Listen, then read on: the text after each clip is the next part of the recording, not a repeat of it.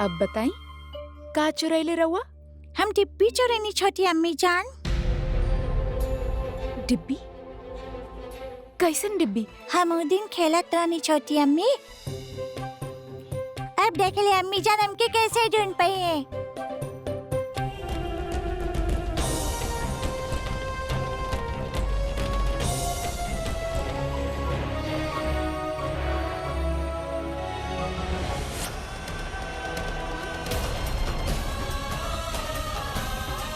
महामंगा ही आमिर से आयल केसर में धतूरा के अर्घ डाल ले रही। उ शहंशाह के होके वाला बच्चा के प्राण ले ले बानी। बेटा रहीम, रवई बात केहू और के तो ना बताइला ना? ना, हम उ डिब्बी खेल खेल में उठा ले रानी और फिर अम्मी जान के कमरा में छिपा के भूल गई नी।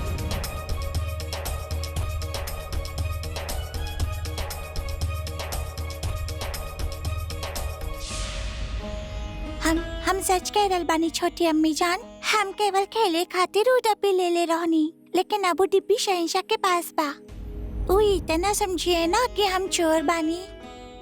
उ हमके सजा तो ना दी है ना? रहीम, घबरा मत, विश्वास रखा रवा के केहू दंड ना दी। और अब रवा ये बात के भूल भी जाए। रवा बाहर जाके खेली और बाकी सब अपन छोटी अम्मी जान पे छोड़ दी।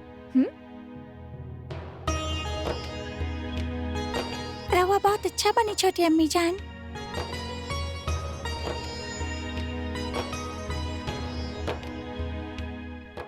रहीम बहुत घुल मिल गइल बाड़े रउआ से जोधा। इतना देर तक रउआ से बात करत रहले। मोती, का भइल जोधा? रउआ इतना उलझन में काहे बानी? हमके पता चल गइल बा कि शहंशाह के पास वो डिब्बा कहाँ से आयल रहे। कहाँ से? सलीमा बेगम के कक्ष से। सलीमा बेगम? सलीमा बेगम रुकैया बेगम के केसर में धतूरा के अर्घ में लेनी? ना मोती, उनके कक्ष से केवल डिब्बी मिलल रहे। धतूरा के अर्घ तक केहू और मिलैले बा।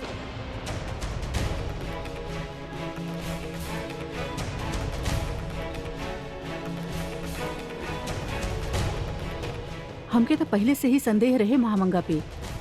जब से रउआ उनका लाइल जोड़ा जलैले रहनी आमेर में, तब से उ रउआ के विरुद्ध बानी। अदम खान के बचा के मथुरा भेज देनी और हमके हरम वाला चक्कर में फंसैनी ताकि रउआ के दुख पहुँचे। और अब सबके दृष्टि में रउआ के गिरावे खातिर वो शहंशाह के होके वाला बच्चा के मार देनी। स्त्री बिया की डाकिनी। शहंशाह उनके माँ से बढ़ के मान देले। और वो रहीम जाके ये सब बात शहंशाह के काहे ना बतैले? रहीम तो अभी बच्चा है मोती। ओकर भोला मन के तो इहो ना पता कि वो डिब्बी हत्यारा के बा। ओकर ध्यान महामंगा के ओर ना, बल्कि ए ओ बार की शहंशाह ओकरा चोर ना समझ बैठा। रउआ जाके बता दे शहंशाह के सत्य का बा। ना मोती, हम ना बता सकेनी। काहे ना बता सकेलू? उ रउआ पे, रउआ के मायका पर इतना बड़ा कलंक लगैली, ओकर नाम जाके शहंशाह के काहे ना बता सकेनी रउआ? कई कारण बा। सबसे पहला, रहीम अभी बच्चा, केवल ओकरा कहले पे महामंगा के दोषी ना ठहरायल जा सकत। दूसरा, महामंगा बहुते कुटिल और चतुर बानी। वो कौनो साक्ष्य ना छोड़ले होखिए और केवल एगो डिब्बी के बलबूता पे महामंगा के अपराधी ना सिद्ध करल जा सकेला। और तीसरा, शहंशाही सल्तनत में सबसे अधिक मान महामंगा के करेले। और ऐसे में बिना पक्का साक्ष्य के यदि हमने उनके ई बात बताई तो उनके लागे कि हम प्रतिशोध लेवे चाहत बानी। त एकर अर्थ ही बा कि कबो रउआ शहंशाह के सत्य बताई भी ना? बताई, बाकी तब तक ना जब तक हमरा के पक्का साक्ष्य ना मिल जाले। हम ना तो महामंगा के क्षमा कर सकेनी, जेकरा कारण हम पे, हमार मायका वालन पे और सबसे बढ़ के हमार बापू सा पे कलंक लागल। और ना ही शहंशाह के, जेकरा विवेकहीन निर्णय के कारण हमार बहन के घर बसे से पहले उजड़ गई। हमके ना तो शहंशाह के भय बा और ना ही दंड पावे के। हम महामंगा के षड्यंत्र, उनकर छल सबके सामने अवश्य लेके आई, लेकिन पूरा साक्ष्य के साथ, ताकि अब ना उनके बच्चे के अवसर मिल सके और ना ही शहंशाह के एगो और विवेकहीन निर्णय लेवे के कारण। हमरा ख्याल से हमनी के एक बार जौनपुर, ग्वालियर और बंगाल के बारे में सोचे के चाहिए। ये तीनों हमनी के सल्तनत के सियासत खातिर बहुत अहम बाड़े। हमें बारे में कोनो फैसला जल्द से जल्द सुनाई बा। फिलहाल आप हमरा के रात महोबा और चंदेल के खबर दे। वहाँ सब कुछ ठीक तो बा ना? खबर ई बा कि शहनशाह के इकबाल बुलंद होके राजा भारमल साहब आपसे मुलाकात के लिए चाहता। उनके बाइज्जत यहाँ लाइल जाए। जी शहनशाह।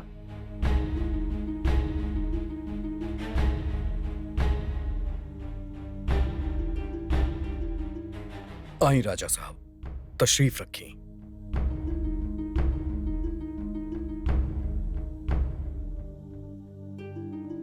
फरमाई, आपके आगरा में कोनो किस्म के तकलीफ तो ना भइल? ना, रउआ अच्छा प्रबंध कैले बानी। राजा साहब, हम आपसे एगो बात करे चाहता नहीं। उम्मीद बा के हुक्मरान होके के नाते आप हमार बात समझे। कबो कदार शहनशाह के अपन रिश्ता दरकिनार कर कड़ा फैसला लेवे के पड़ेला। आपके बच्चन के नजर कैद करे के फैसलाओं में से एक रहे। हमके उम्मीद बा कि आप ही वाक़े के लेके अपना दिल में कोनो कड़वाहट न रखी।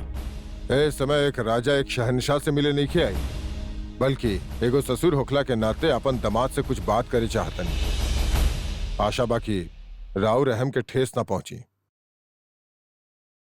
फरमाई, आपके दामाद आपके बात सुने खातिर तैयार बा। राउर मान खातिर अपन होखे वाला संबंधियन के सामने जे राजवंश खड़ा हो सकेला, उहे राजवंश अपन सम्मान खातिर राउर विरुद्ध भी खड़ा हो सकेला। जब हमके ज्ञात भइल कि रउआ हमार निर्दोष बच्चन पे आरोप लगौले बानी, तो हम भी तलवार उठा सकत रहनी।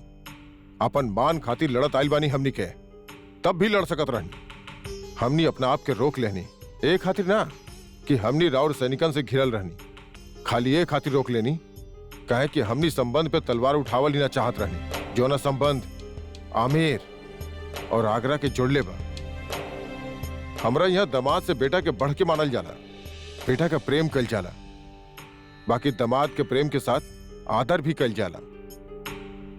और उहे आदर हमनी के तलवार के म्यान से ना निकले दहलस। रउआ शहनशाह बानी और मनसबदार होखला के नाते राउर सम्मान रखल हमार कर्तव्य है। हम क्या आपके बहादुरी और वफादारी पे कोनो शक नहीं किया राजा साहब, और ना ही आपके रिश्ता निभावे के जज्बात से हम बेखबर बानी। एक खातिर आपसे इल्तजा करता नहीं कि वाकया के शहनशाह के मजबूरी समझे, ना कि आपके दामाद के मगरूरियत। हम समझे नहीं, और यही खातिर हम रउआ से एगो मंत्रणा करे आइल बानी। फरमाई।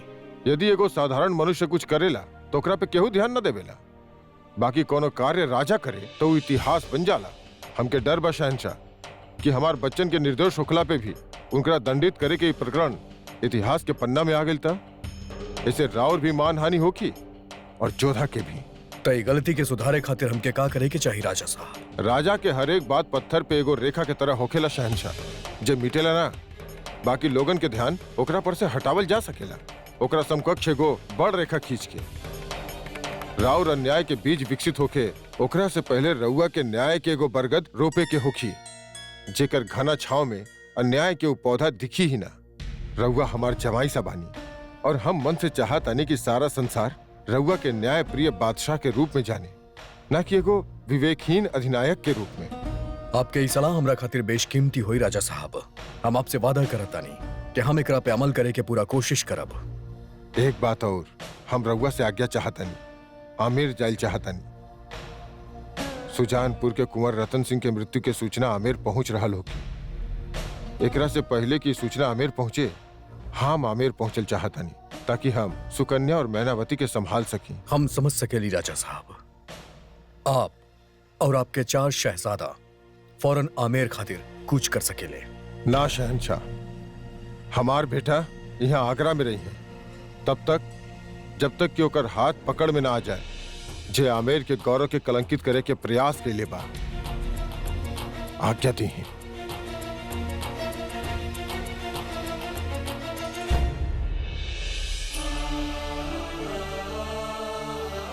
उम्मीद करेली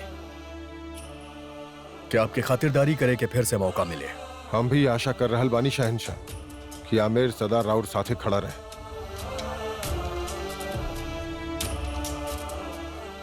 नमस्कार मलिका। खुदा करे राउर सफर खैरियत से पूरा होखे। हम परवरदिगार के शुक्रगुजार बानी कि वो हमनी के यकीन बनाए रखले और हमनी के बेटी जोधा वो इल्जाम से पाक साफ बाहर निकल आयल। हम राउर आभारी बानी मलिका। दीवाने खास में राउर हमनी के राजवंश के मान और गौरव के गिरे ना देहनी। जोधा के अपन बेटी मान के ओकर समर्थन कैनी और ओकरा पे लागल आरोप के विरोध कैनी। रउआ हमरा खातिर आदर के पात्र बानी। सच सही बा कि हम और महारानी मैनावती वहां आमेर में निश्चिंत बानी, काहे कि यहाँ रउआ जोधा के साथ बानी। हमके फख्र बा कि जोधा मुगल सल्तनत के बेगम हईं। ये राउर बड़प्पन है। आज्ञा दी।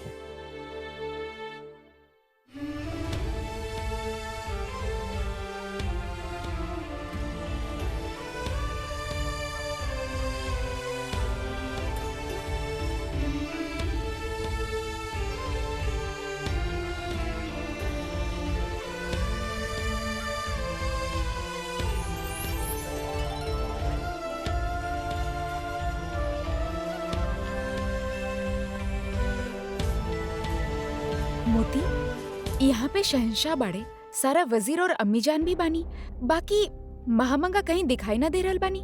देखनी हम। तू एगो काम कर, महामंगा की सूचना द कि हमके उनसे तुरंत रसोई घर में मिले के बा।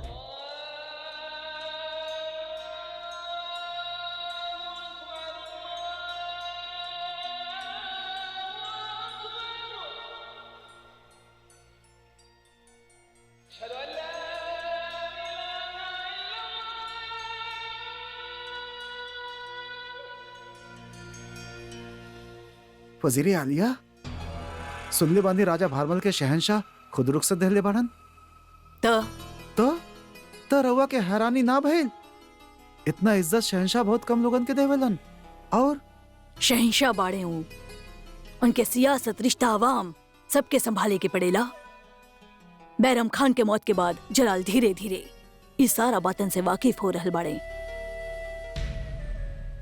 प्रणाम महामंगा। बोला। वो जोधा रानी साके संदेश लेके आइल बानी। उ रउआ के तुरंत रसोई घर में बोलैनी हा। आय हाय, आपन औकात मत भूला बांदी। जाना ताड़ू के पर हुकुम चलावा ताड़ू।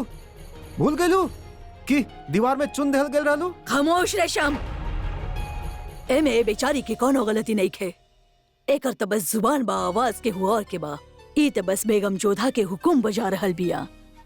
अगर बेगम जोधा बुलैले बाड़ी त ई नाचीज के त जाए के ही पड़ी। बाना मोती जी, मोती जी रउआ जाई, हम आ जाई।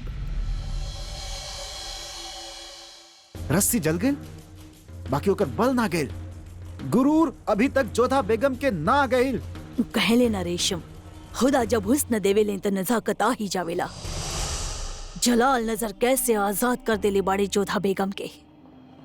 अब पर तो फड़फड़ाई ही। बेगम जोधा बाड़ी हूँ और हम मुगलिया सल्तनत के एक मामूली सी बांदी। चाहे कि तो पड़ी ही ताई ना रेशम ना। हुकुम सिर्फ हमरा खातिर बा, चाय भी सिर्फ हम। कहे कि हम भी जाकर देखे की चाहत बानी कि बेगम जोधा के ऐसन का खास काम आ पड़ल हमसे। आदाब वजीर आलिया।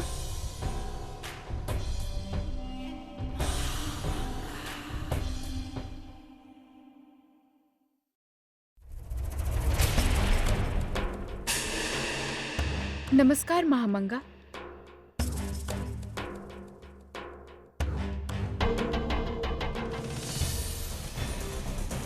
जोधा ही डिब्बियन के साथ का कर रहल बाड़ी।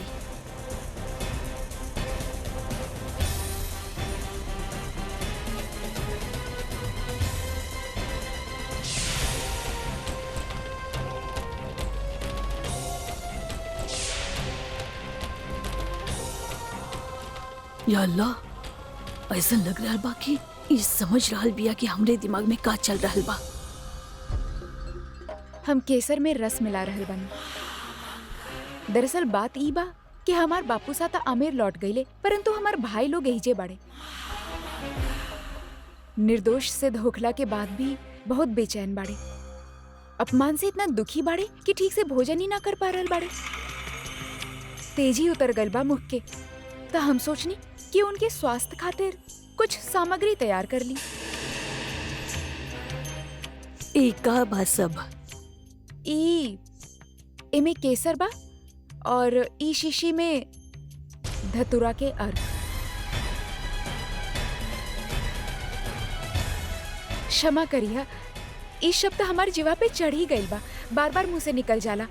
एमे केवड़ा और गुलाब जल है। हमार आमेर में त केसर में घी मिलावल जाला, धतूरा के अर्क त आगरा में मिलावल जाला। बाना ई जोधा का खेल खेल रहल बाड़ी, कहीं एकरा के हमरे बारे में पता तो न चल गई। बेगम जोधा, रउआ ई सब दिखावे खातिर हमके यहाँ के बुलौनी? हाँ बिल्कुल, वो बात कहा ना कि हमार त ई पहला प्रयास है। अब रउआ त अनुभवी बानी, यही से हम रउआ से जाने चाहत बानी कि हम ठीक से मिला रहल बानी कि ना। आमेर से आयल केसर में धतूरा के अर्क रउआ ऐसे ही मिलैले रहनी ना?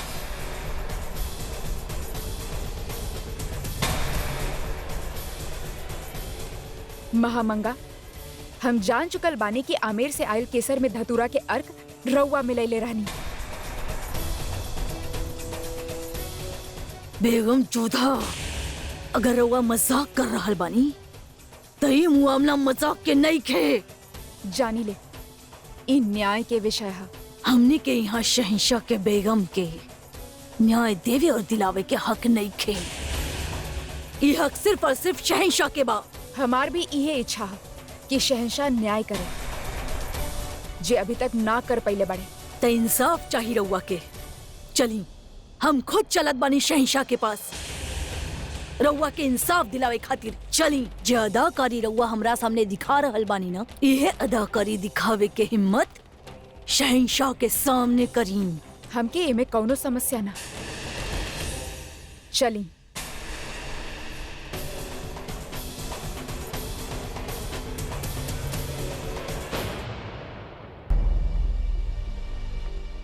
शहनशाह, वजीर आलिया महामंगा और बेगम जोधा रउआ से मुलाकात के चाहताड़ी। जी हुजूर।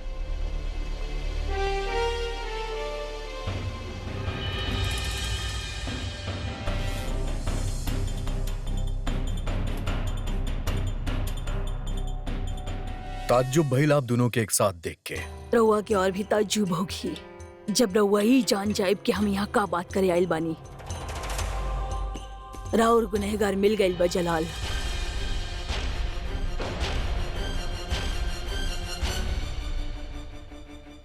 के बाऊ गुनहगार बड़ अम्मी हमके ओकर नाम बताई। हमार शमशीर ओकर खून के प्यासी हिया।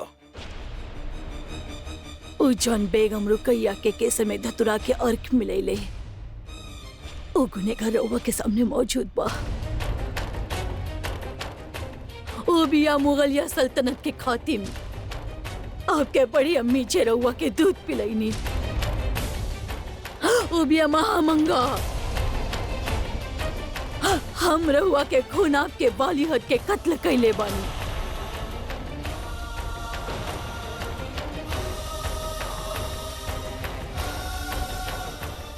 कहा? ऐसा ना हो सकेला बड़ अम्मी। जलाल, शहंशाह और उनकर बेगम के हर कल सच होला। कम से कम हम तइहे मानत आइल बानी। आज तक शहंशाह और उनकर बेगम हमके जे भी हुक्म देनी, जे भी हमसे कहनी, हम सब कबूल कईनी।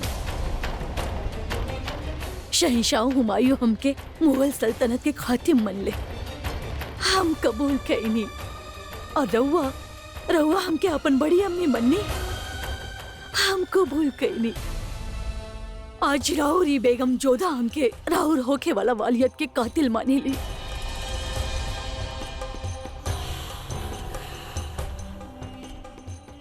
हमके कबूल बजला।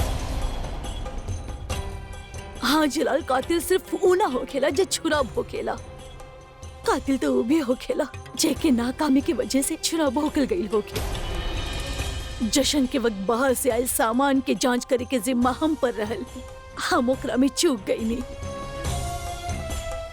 तो हम गुनहगार बहनी न जलाल।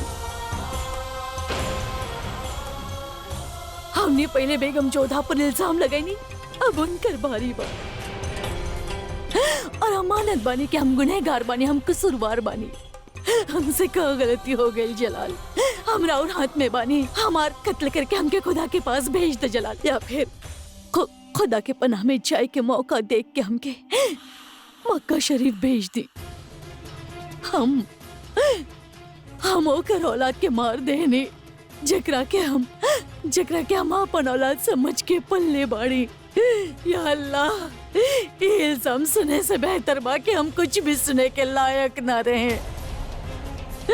जलाल अब बस हो गई।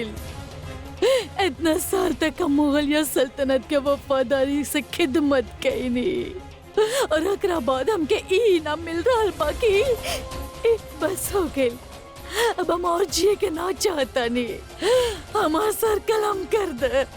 हम गलती मानता नहीं कि हम कत्ल कईले बानी, हमके मार डाले जलाल।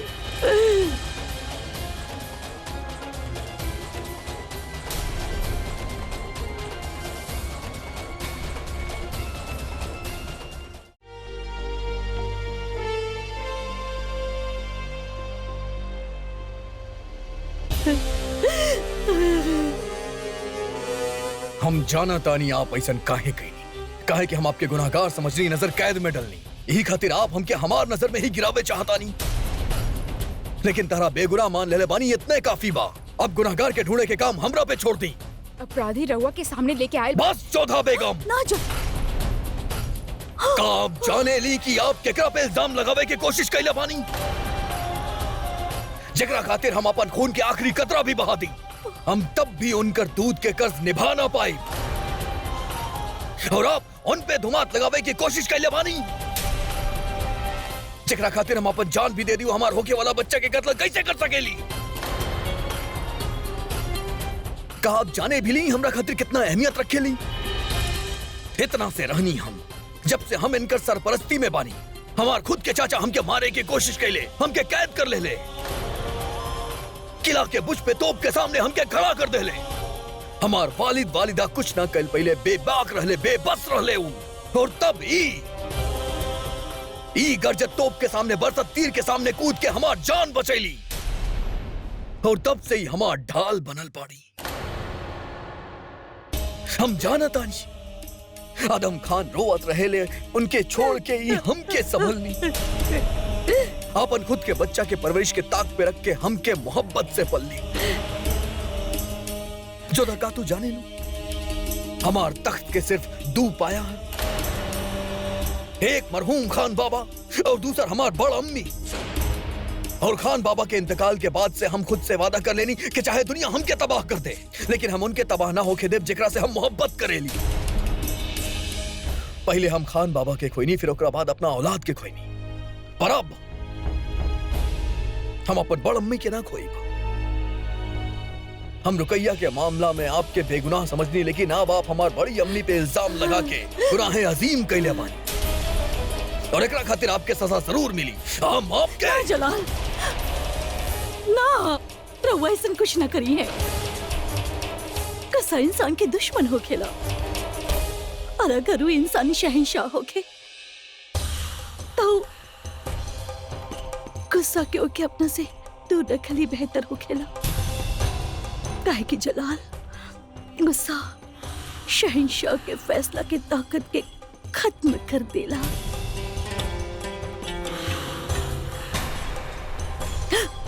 हमके जीते जी जन्नत मिल गई जलाल। हमरा पे रउआ के यकीन देख के सुकून मिलल हमके। इल्जाम केहू भी लगा सकेला, उंगली केहू भी उठा सकेला, बाकी नाज बा हमके अपना ही बेटा पे, जे चाहे केहू कुछ भी कहे। वो अपनी बड़ी अम्मी पे कभी शक ना करी।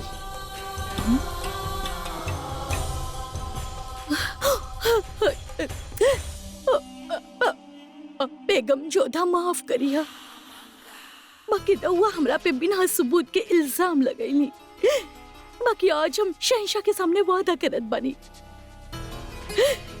कि हम कातिल के खिलाफ सबूत ढूंढ के लाइब। रउआ के सामने शहंशाह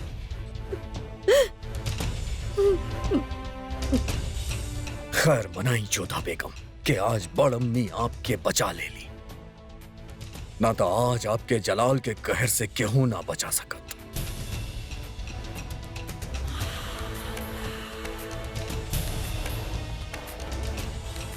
जाई यहां से।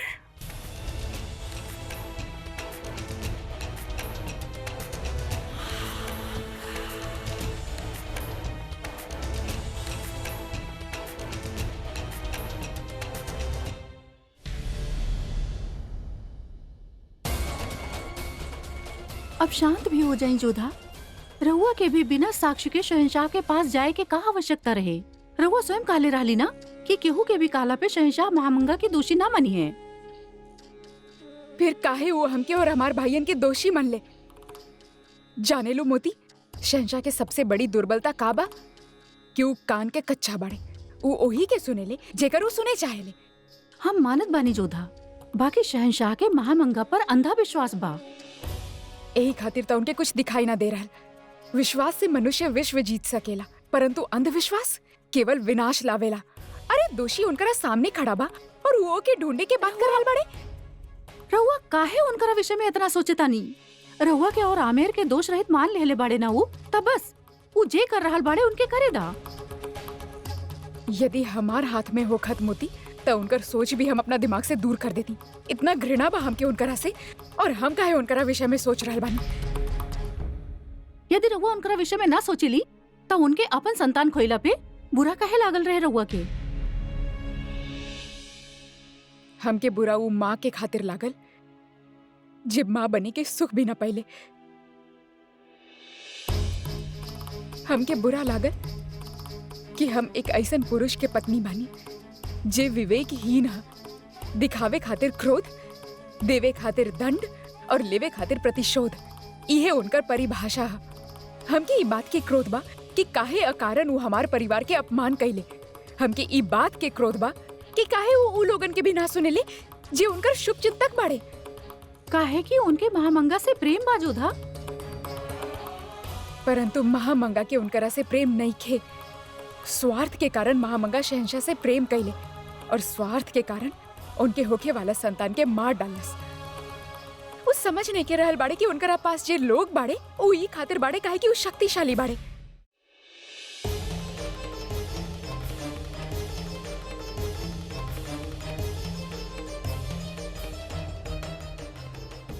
ये आप ठीक ना कहनी जोधा बेगम। हमार बड़ अम्मी पे इल्जाम लगा के बहुत बड़ गुनाह कैले बानी।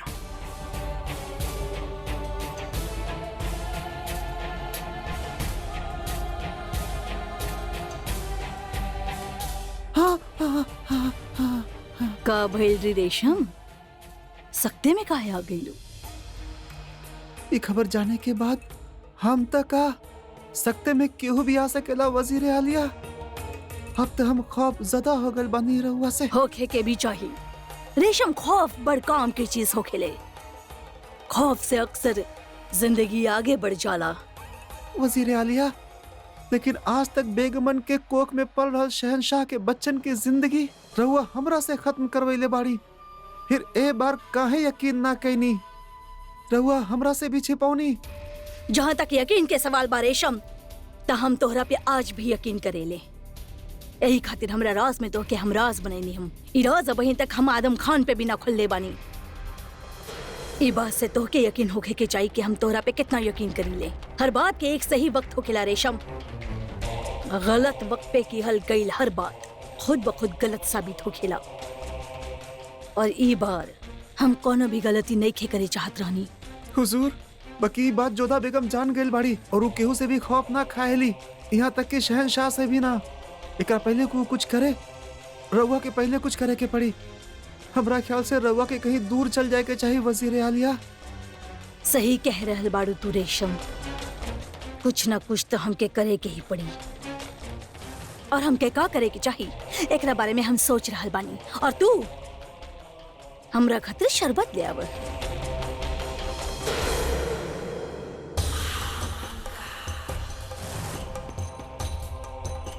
बेगम जोधा, सियासत में रउआ नौसिखिया बानी और हम शातिर खिलाड़ी। राहुल पहला बार हम बड़ा आसानी से नाकाम कर देनी और अब कभी मौका ना दे रउआ के कि रउआ हमरा पे दूसरा वार कर सकें।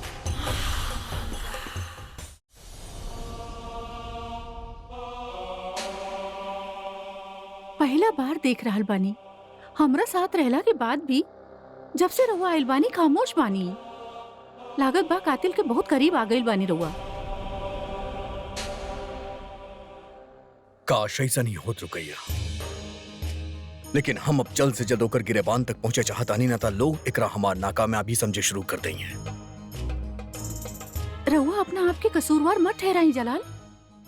कातिल अब तक पकड़ल ना गइल बा, ता ओकरा में राहुल कोनो गलती नहीं। गलती हमार ही बा रुकैया। हम जोधा बेगम के रिहा कर देले बानी। मतलब ई कि हमार ताकत के कमजोर करे के पूरा कोशिश करिए। हमरा पास दिल तो नहीं खे, लेकिन ऊ ओकरा पे निशाना लगैले बाड़ी जे हमरा दिल के सबसे करीब बाड़ी। केकरा पे? बड़अम्मी पे।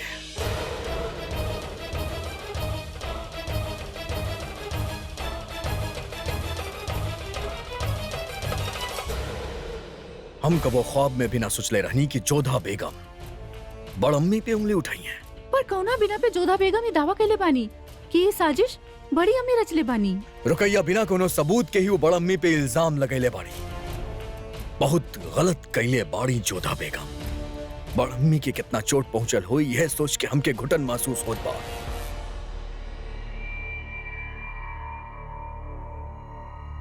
इतना बेवकूफ नहीं खे जोधा बेगम कि वो बिना वजह महामंगा के खिलाफत करी।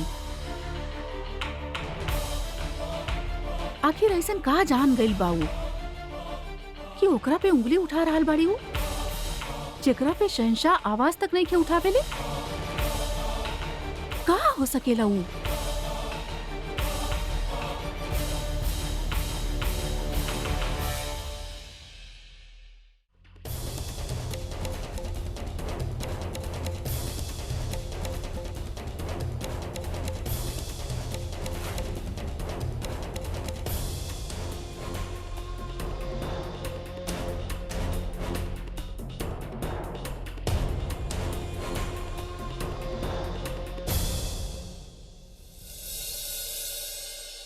रउआ हमरा की याद फरमाइनी बेगम रुकैया। हम चाहत बानी आज रउआ के साथ शतरंज के एक बाजी खेली।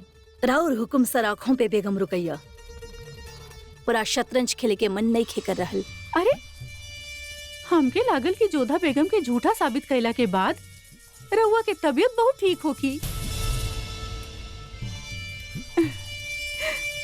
चौकी मत। जलाल हमरा से कुछ न छिपावेले।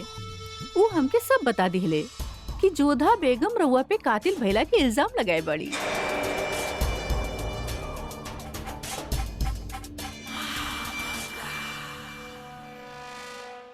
रउआ के का लागेला? बात हमार ना, अहमियत ये बात के बा कि जलाल के का लगत बा। जलाल के जान 3 प्यादन पर टिकल बा। बेगम हमीदा बानो, हम और उनकर बड़ी अम्मी यानी कि रउआ। अगर फरिश्ता भी आके कसम खाए तब भी जलाल हम तीनों पे शक नहीं खे कर सकत।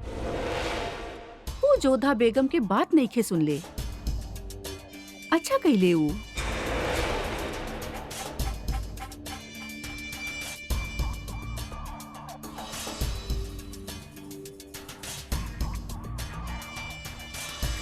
बाकी रउआ जे कहनी वो अच्छा ना लागल हमके। ऐसा हम का बात कैली जब बेगम रुकैया के नागवार भइल? रउआ जोधा बेगम के साथ देली। का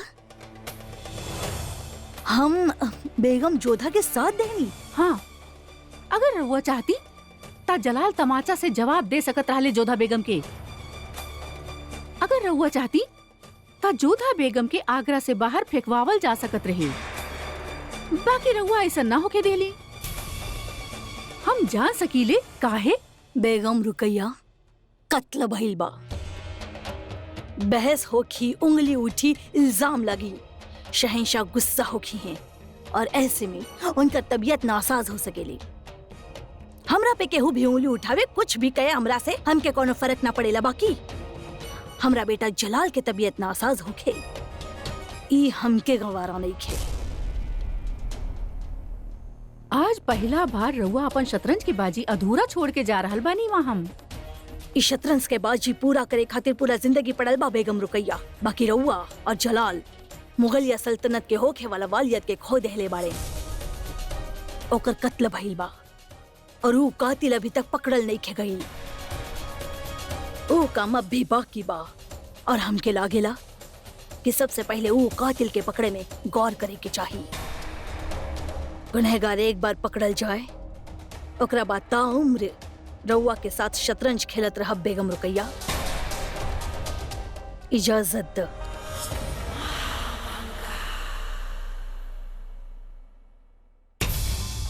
राहुल तेवर से लागत नहीं खे कि रउआ इतना जलील हरकत कैले बाड़ी में हम, जेकर जोधा बेगम रउआ पे इल्जाम लगेले बिया।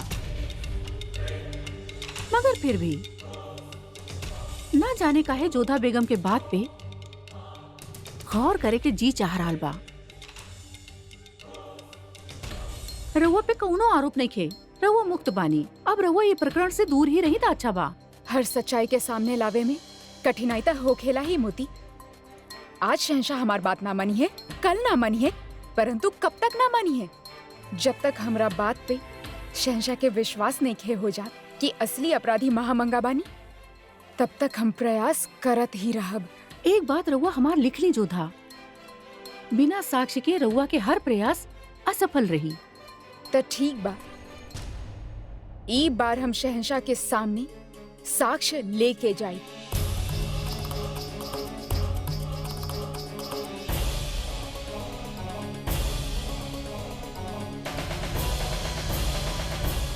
आगे घाटी में मुगलन के चौकसी हो सकेला। गुप्त चरण के आगे के मार्ग जांचे खातिर भेजल जाए। मन में एगो प्रश्न रहे, मुगलन के विरुद्ध सेना जुटावत वर्षों लग जाई, परंतु वर्ष में जलालुद्दीन के शक्ति और भी बढ़ जाई।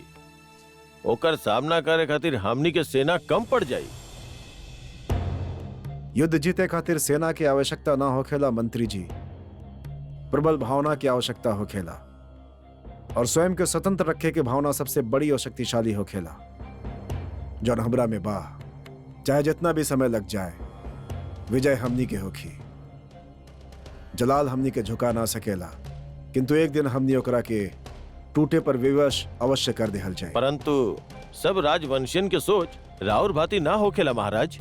हम आपके संकेत समझ रहल बानी कोना और बा। कायर रहे भारमल, जन युद्ध के डर से अपन बेटी के बियाह जलाल से कर देलस और स्वयं मनसबदारी लेके झुक गए, किंतु हमनी कायर नहीं की। खम्बा खड़ी हुकुम। राजा भारमल अपन मंत्री और कुछ सिपाहियन के साथ आगरा से आमेर की ओर निकल चुकल बाड़े। सूचना बा कि यही मार्ग से जई हैं।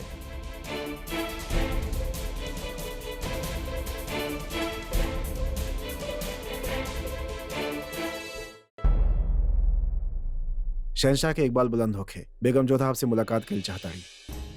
भेजा उनकरा के। जी।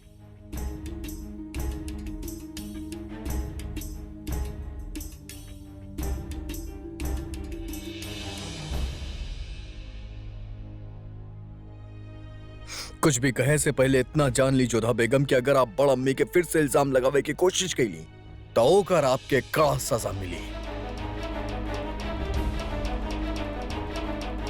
जे न्याय मांगे आवे ओके दंड के अतिरिक्त दे भी का सकेले रहुआ। हमके दंड से कौनो भय नहीं खे। जे बात कहे के बा उ कह के रहब। पिछला बार रुकैया बेगम आपके बचा ले ली, बार बड़ अम्मी आपके बचा ले ली, पर अब शायद आपके तकदीर इतना बुलंद ना हो के जोधा बेगम। भाग्य की चिंता कायर करेले जे हम बानी ना। रउआ कहले रहले ना कि बिना साक्ष्य के हम रउआ के पास ना आई, तो ई बार साक्ष्य रउआ के सामने प्रस्तुत करे चाहत बानी हम। रउआ रहीम के बुलाएं, जे स्वयं अपना आंख से महामंगा के केसर में धतूरा के अर्क मिलावट देखले रहे। रहीम के यहाँ बुलावल जाए। ताज्जुब हो खेला जोधा बेगम कि आप 4 साल के बच्चा के अपन साजिश में शामिल कर लेनी। अब महामंगा के षड्यंत्र करत एगो 4 साल के बच्चा देख लेबा तो एकरा में हम का कर सकीले? रउआ हमार बात पे विश्वास तक करिए ना। हो सकेला कि 4 साल के बच्चा रउआ के अनुभव करा दे कि रउआ अपन बड़ी अम्मी जान के वास्तविक रूप जाने में आज तक असफल रहनी। खामोश! अब एक और लफ्ज ना। मुगल सल्तनत के गुनाहगारन के पनाह ना मिलेला, सिर्फ सजा मिलेला, फिर चाहे वो हमारे रिश्तेदार ही काहे ना होके। यहाँ आई रहीम।